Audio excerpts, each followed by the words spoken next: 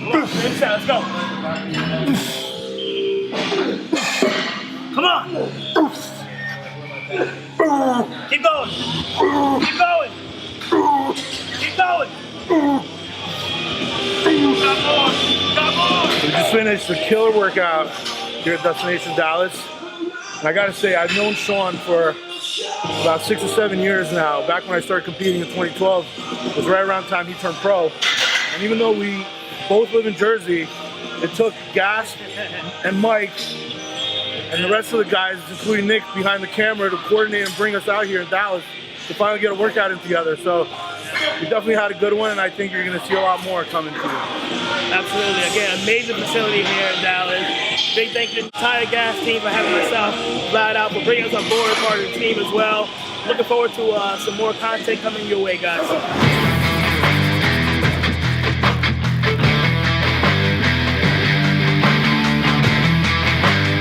So obviously a Jersey guy, I've always known guys, seen guys come up, and when I turned pro, he's the first person I reach out to as far as advice and workouts and stuff like that. And himself, along with Dave Palumbo, were only two people who believed in me when I would turn pro. Because when I turned pro, I was a bantamweight, and everyone kind of said, hey, your career's over. There's no bantamweight doing anything in the industry. But I accepted the pro card, and I accepted the challenge, and I talked to, obviously, Guy and Dave, and these two guys were the ones that said, you can do it as long as you put the work in, you have the heart and dedication, you can certainly be a good pro. And you know, fast forward now, I'm a 4-time Olympian, 4-time IFBB Pro champion, and again, the motivation from Guy and the inspiration from Guy and Dave Palumbo have definitely helped me in my career.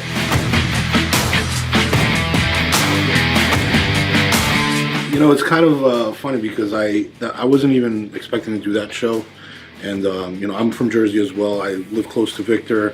You know, I'm friends with him, and he approached me about doing his show. And at the time, I was actually getting ready for nationals, which was, I think, about 3 weeks after the show in Dominican Republic. But I said, hey, what the hell? You know, I didn't know that, you know, it was a pro qualifier, that I was even allowed to do it now with the new IFBB Pro League rules that have changed. So I took advantage of that. I mean, it turned out well. I didn't have to do nationals, so.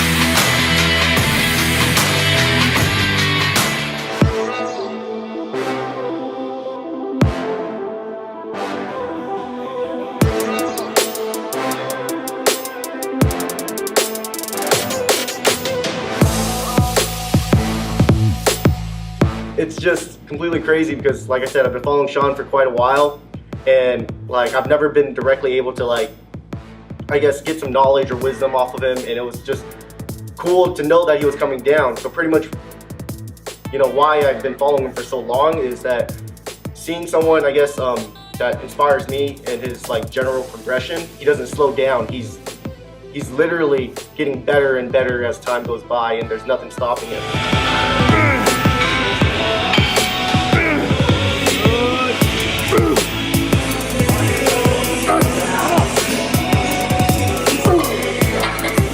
Only time I see my phone out is if I'm getting my set done on film, or I'm checking what's the next workout. So, I mean, your workout should be no more than an hour, hour and a half if you're doing legs maybe. Get in, get out, get home, get some food, and recover. The key to growth is recovery.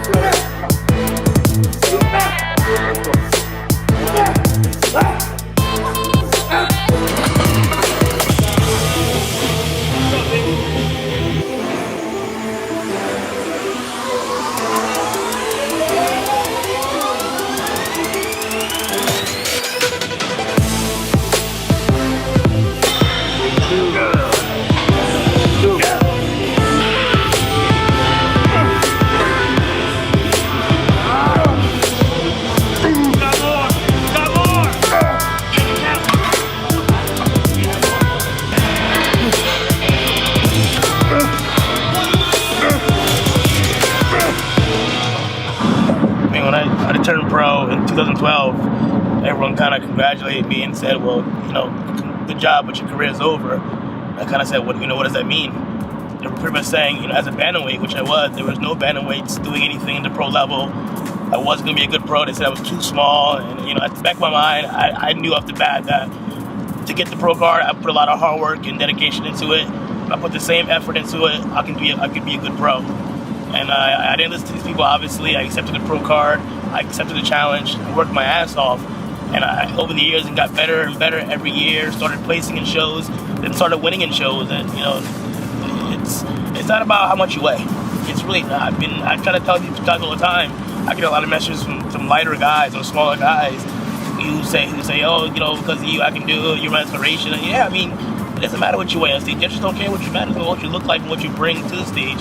You know, I've been beating guys 30, 40, 50 pounds heavier than me since I started competing back in 2005. You know, so, you know, again, if you have a dream or a hope or being an IFBB Pro or being a good bodybuilder, you know, continue to chase that dream, continue to work hard, and the number one thing is believe in yourself.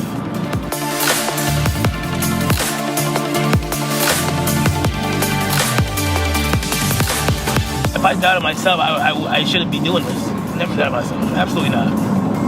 I knew that I was always giving up, you know, 30, 40, 50 pounds, but in the back of my mind, that just meant I needed to train harder and get better. But there was never any doubt in my mind that I couldn't be a good pro or I couldn't make it to the Olympia or, you know, win a pro show. Absolutely not.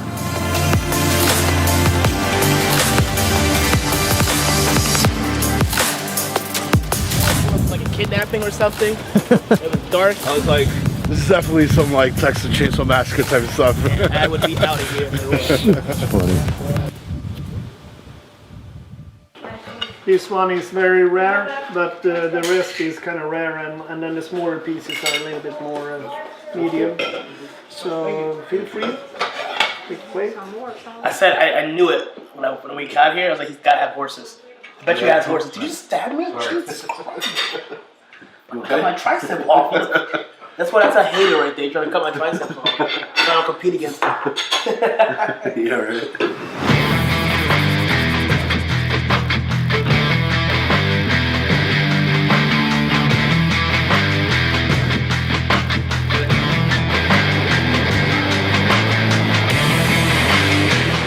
So, kind of nursing a little bit of aching shoulders. Both shoulders are kind of, I don't know what's going on, to be honest with you. Just kind of a lot of pain, inflammation. So I've been getting obviously cupping done and grasses and things like that. But in the meantime, I still have training, right? So what I do is I'll make sure I get a nice warm up from my rotator cuffs, and then do some cable, either laterals or front presses or whatever, just to get things warmed up before I go into my compound movements. But regardless if I'm in pain or not, it's always best to make sure you warm up with whatever you're doing. The biceps, legs, whatever, make sure you warm the areas up before going into your heavier compound movements.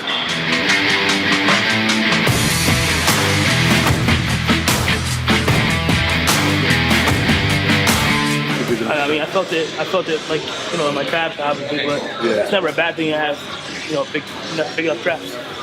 That's true, but at the same time, you don't want to have too big traps, because then for some reason they say that it makes you look sort of narrow. I never heard that. I mean, you see a bodybuilder on stage, huge traps, like, what the fuck? So everybody, you know, want to shrug and get fucking big traps. But it makes you look small. I never really saw that. I mean, it depends. If you have delts to match it, then maybe, but... What bodybuilder had the big... What bodybuilder has big traps? Johnny Jackson, actually.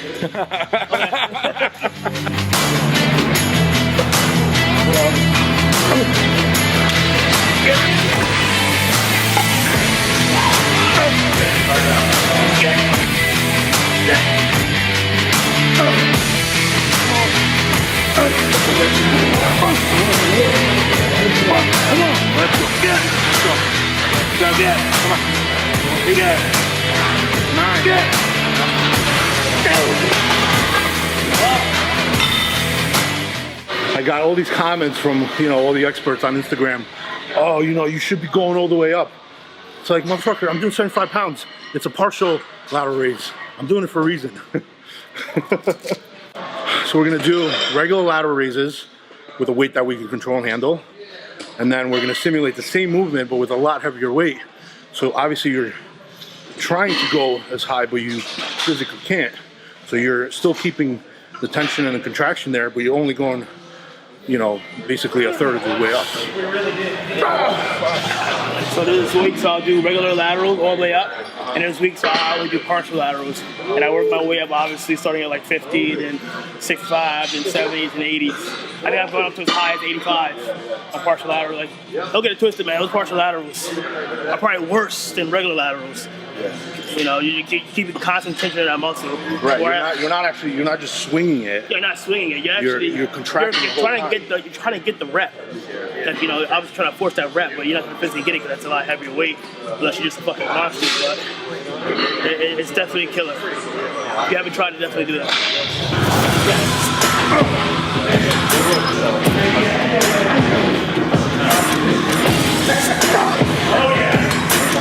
So I got a good little story for you about that. You know, for the most part, I kind of have like the same attitude, but like you're always gonna have like moments where you might be a little discouraged, or you know, you wake up, you may have some issues going on, whatnot. But you know, there was one moment specifically that I remember where it was probably about like 2 weeks out from the show in the Dominican Republic, and I trained legs of Bevs. It was like a gruesome workout. You know, 2 weeks out, you're depleted, your mind is all over the place, and there was like this huge baseball game going on between the Yankees and the Red Sox. Because of this game, the Cross Bronx and all the other highways around there were like jam-packed. And I remember I was like so like agitated and like I just wanted to get home, and I felt like claustrophobic in my car. I couldn't get out, you know? And I kid you not, like I almost like inside I like literally wanted to give up, and I was like, this is it, like forget it, I'm not doing the show, like my whole prep is done, you know, I'm just gonna like pull over somewhere and like eat like McDonald's or something, and just like that's it. Like I was like going through my head, like thinking of scenarios. All right, well, what am I gonna post? What am I gonna say? Like how am I gonna explain it?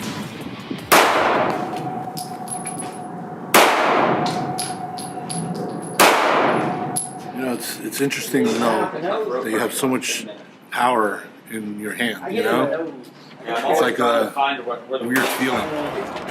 A little bit like a kick out of it. Yeah. Kind of like it's dangerous and you want to go away from it, Yeah, but at the same but time it's you're enticing to try it at the same time.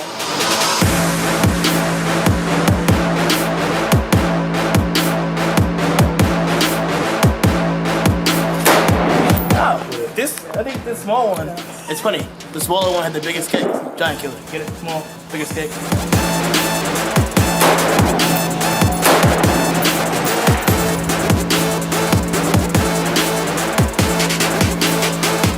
And there was just nothing that brought me to that definitive state where I finally decided to do that. And then I remember on stage when, you know, I actually got my name called out to win, and I knew it was real. That moment came back, and I just thought to myself, like, wow, you know, like for a second there, like I almost didn't achieve this, and it was like in my hands. And because I made the decision not to do that, you know, now it is. So it was interesting, and it taught me that going forward, if I ever do have, you know, little moments like that, to know that it's just a moment, you know, the end result is so much more important and within reach that I can't just give it up, you know? In-N-Out seems to be the new hot spot, and you know, every time I go to Vegas, I can't have it because I'm dieting for Olympia. So this is actually the first time I'm actually gonna be having this burger. So I've tried Five Guys, I've tried, you know, Shake Shack? I've tried all these burgers chopped except for In-N-Out. So this is my first time, so I'm gonna compare this to the other ones and see how it goes.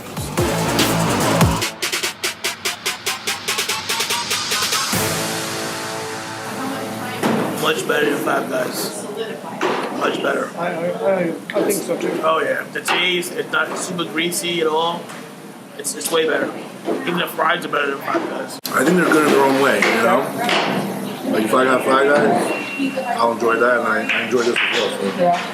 So. You know what? I had a cheat meal one night, and I was like, you know what? For some reason, I'm gonna try Five Guys. I don't get a lot of cheat meals when I'm dieting. and I went to Five Guys. Such a waste of a cheat day. I was so pissed. So pissed. Well, what you know? Have just one designated meal or day.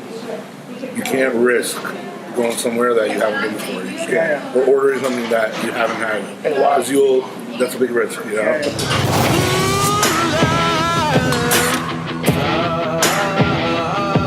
Legendary, man. I mean, this is where Big Ron won all his titles. You know, you want some motivation, man. This is it. You know, it's dirty, it's gritty, nothing matches, everything's dirty in this gym. If you're a true fan of the sport, you can appreciate this. You can respect everything that's in this facility. You don't care about the fancy stuff and the new equipment. I mean, Ronnie, the king himself, trained here many years, won all his titles, training in this one facility. No glitz and glams in here, just hardcore attitude, good equipment, and getting it done. I can appreciate it. Right. It's also just a testament to show how you don't really need much to build, you know, the kind of physiques that came out of this place, you know, like Ronnie and Johnny Jackson and Branch, among other, you know, other pros. Definitely hardcore for sure.